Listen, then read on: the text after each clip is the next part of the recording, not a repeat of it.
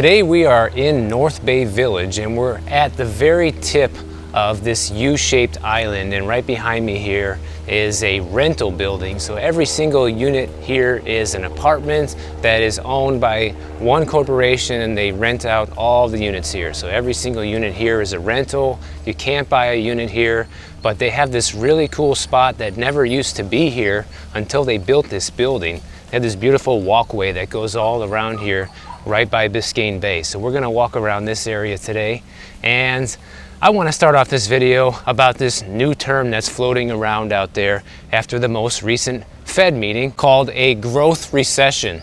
Now guys, have you ever heard of this term before recently? Because I certainly have not. And just the concept and the idea behind it sounds like ludicrous to me. But I want to talk about this a little bit because I think it's important for us to understand just how blind or maybe naive the Fed is on what's going to happen after all these interest rate hikes, okay? So first of all, they think that these interest rate hikes are going to have an effect on unemployment, and up to 1.3 million people could be looking at losing their jobs in the next 15 months. So that would bring the unemployment rate up to 4.4%. And somehow they don't look at this as like a really big deal, because this is actually part of the intention here of raising these interest rates, first of all. And Powell basically is saying that this is just going to be part of the ongoing economic pain that Americans are going to feel. You're going to have people losing their jobs, and there's basically not going to be a safety net, guys, because if there's less companies hiring and we're in this recession where, you know, less people are going to be looking to open new positions because they're also trying to save their business as well. Simultaneously, you have people losing jobs. Well, that's not really good news for people who do lose their job and might need to find another one at the same time that everyone else is doing the same. So that's the first thing we need to understand. So the idea behind these interest rate hikes is that the higher rates will lead to widespread layoffs and smaller raises for companies that do give a raise right now. That's pretty cool. And like we already talked about, everything is about to get more expensive. Mortgage rates, car loans, credit card debt, all of those things are going to go up now. And basically they have thrown out this idea of a soft landing. It's not going to happen, guys. There's going to be no soft landing. It's going to be a hard landing. So they're pretty much already coming to terms with the fact that this is not going to be easy for a lot of people, and get ready for the pain, essentially. So basically the conclusion at the end of this meeting was that the interest rate hikes that have been done so far really hasn't done enough to curb inflation, and at this point the Fed wants to see the labor market tighten up, which means more layoffs and less raises, and that's where the economic pain comes in, guys, especially for people who are already over leveraged and have too many expenses. If you fall into this category and you end up losing your job, these are the type of people that are going to see some serious pain in their life. And I'm not rooting for this. I'm not happy that that's going to happen. I'm reporting this because I'm giving you a warning before it does happen. That's basically the idea here. If you are ready for what is to come, then it's not going to hurt as much as if, you know, you had no clue and you're just going on like everything's going to be fine, and you know, you think you're going to be immune to these layoffs, because you don't really know. Nobody knows if it's going to be you or if it's going to be them or who it's going to be, right? Right after the most recent rate hike, the mortgage rates for 30-year rates went down just a little bit, guys, and so many people were basically jumping for joy at this, thinking, well, this is great because these interest rate hikes by the Fed are pretty much already baked into the mortgage market. But it turns out that's not really the case. If we just look a few days later, they went up again. And right now, the 30-year rate is sitting at about 6.3%. And that is for the most credit-worthy borrowers that are getting those rates, okay? You're not going to be getting 6.3% unless you have an 820 credit score, you have a very low debt-to-income ratio, and you are just basically the perfect borrower. If that's not you, you're not getting a 6.3%. I can guarantee you that, okay? And what you're going to be getting for most people, if you have about a 700 credit score or 720, you're already looking at 7%, guys. So my prediction of where interest rates are going to be by the end of the year have already come true. I said between 7 and 8%. Right now, the 30-year for a 720 credit score borrower is sitting at 7.06%. And you can pretty much guarantee that's going to go up even further by the end of the year. So one of the main things that's being hit by this recession and these interest rate hikes has been demand for housing. And I think you're going to continue to see closed sales plummet by the end of the year because there's just people just cannot afford homes at these prices. The only way that we're not going to see sales completely get decimated is if sellers start slashing prices like there's no tomorrow in order to start getting these places sold. This place has like a little marina right here. It's pretty cool. People come walk their dogs over here. They definitely created a nice little setup for tenants in this building. And I'm not really sure how much they charge, guys. Probably a lot.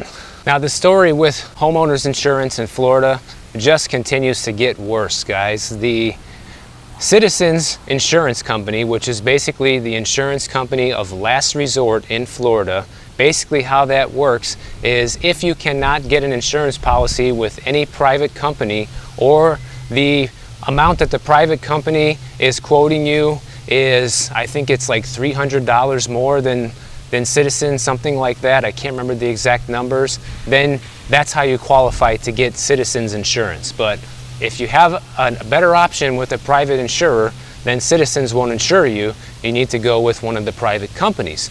But like we've been talking about, a lot of these private companies are going completely insolvent and are closing their doors, and they're not writing policies here in Florida anymore. So right now, Citizens has reached 1,050,000 policies in the state, almost as high as it's ever been. And because of that, and that number has basically doubled just since 2020, guys. Since 2020, they used to have about 550,000 policies. Now they're up to well over 1 million.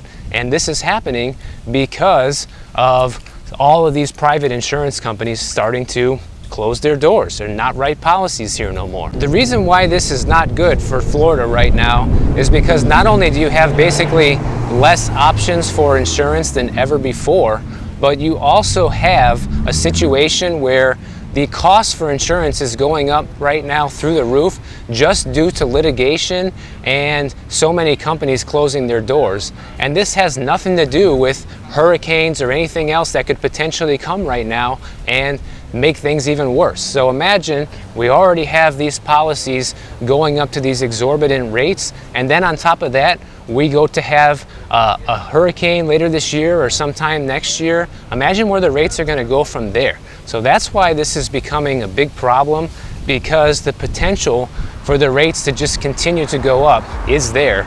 And it's something that everybody who's looking to buy real estate in Florida should have their eyes on, because this is not going to get any cheaper anytime soon. See, when you go down this island, you got all of these buildings here. These are all condos that are all on the water. On both sides here is water, because it's basically a big U-shaped or horseshoe-shaped island here. Now, rental prices have grown on average 11% since last year. And right now, the average rent price across the country is about $2,039 for rent. But the good thing is, because of all these interest rate hikes we've been having, it's already having its effect on the economy, and basically it's starting to help curb rental prices as well, because the fact is people just can't afford any more of an increase, and landlords are not going to be able to continue to squeeze tenants any more than they already have, because they just don't have the money to pay. And having a tenant that doesn't pay rent because they can't afford it isn't very profitable if you're a landlord.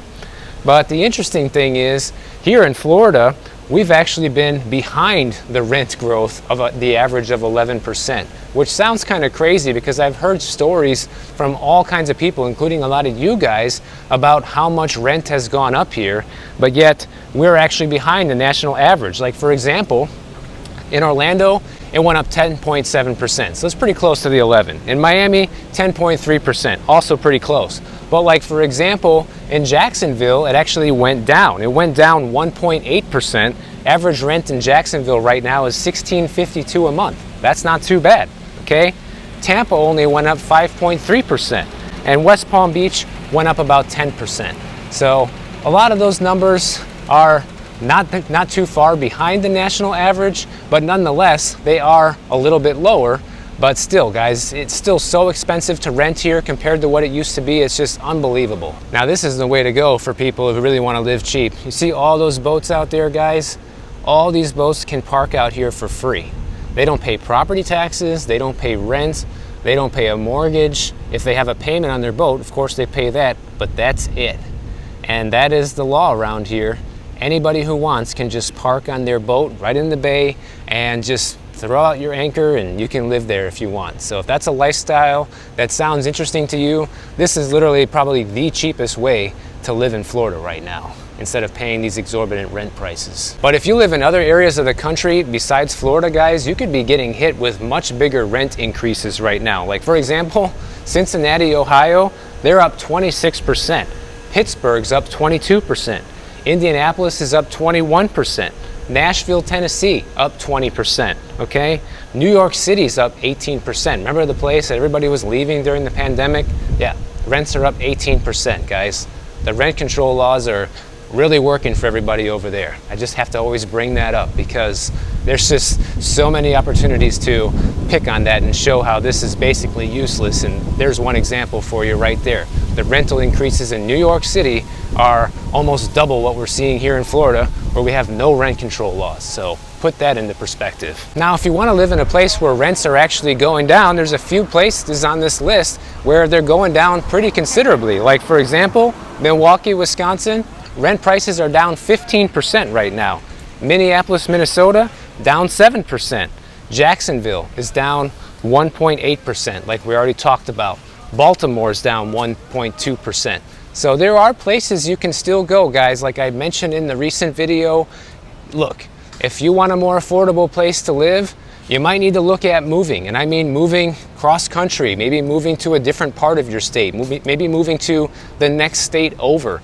You have to be open to these things, because if you're not, then you could end up getting squeezed in a situation that's not good for you. So sometimes we have to make these decisions and sacrifices in life, and the younger you are, the easier it is to do. You know, the older you are, the more established, and the harder it's going to be. So keep that in mind if you're looking for a more affordable place to live. Another thing that's happening is it seems like the golden days for Airbnb are basically over, guys. For the last few years, it was an excellent time to be in the Airbnb business. I have a good friend that does it, and he has made a fortune doing this over the past few years. But basically, the word is out, and it's very hard to turn this into a good business anymore with the rising rent prices. If you're looking to do Airbnb arbitrage, or even if you buy a place and you plan on renting it out short term, there are a lot of things to consider now before doing this. Similarly to how we talked about being a landlord is not all that it's cracked up to be, well, being an Airbnb host is not all that it's cracked up to be either. There have been a lot of people putting social media posts out there about, you know, how much of a bad experience they had with their Airbnb property, the hosts that they had, whatever. And now people who own these Airbnbs or run them are starting to share some of their stories as well, and that's what we're going to talk about here. And this is basically a warning also for people who are looking to get into the Airbnb business right now. You might want to listen to all this before you make your decision. There was a story of this woman that has an Airbnb, and she had tenants that complained about the place, and she said, okay, no problem, I will give you a full refund, just take off, you know? So she goes to the Airbnb property to find out that these people were actually still there after she already refunded them, and they refused to leave. And depending on what state you're in, this can be very problematic, because they might be able to use, you know, squatter and tenant laws because there's no lease. So that's another danger you got to look out for. But what happened to this woman is she actually got kicked out of her own property by the cops, because these tenants called the police and they showed up and escorted her off of her own property.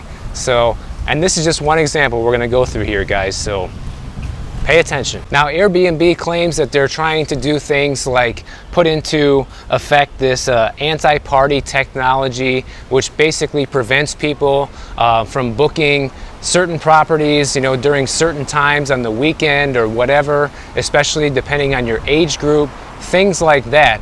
And what they're trying to do is prevent these large gatherings and people coming in here making parties in these Airbnbs. That's what they're trying to do. They're trying to prevent that from happening. Another thing they're trying to do is they want to make hosts feel more comfortable putting their property on the Airbnb platform, and they came out with another new insurance policy called Air Cover that's supposed to give you basically $1 million in damage protection. But even as good as that sounds, it doesn't always work out in your favor. There was another woman that had people come in, trash the apartment.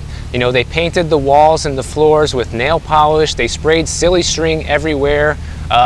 Human feces on the bedding and things like this. And the place stunk to high hell and was just completely decimated. And she made a claim with Airbnb, okay? And they covered most of the damages, but they didn't cover the nail polish removal because she couldn't prove how much it costs to replace the tiles and different things like that. So those are some of the challenges you're facing just with the Airbnb platform.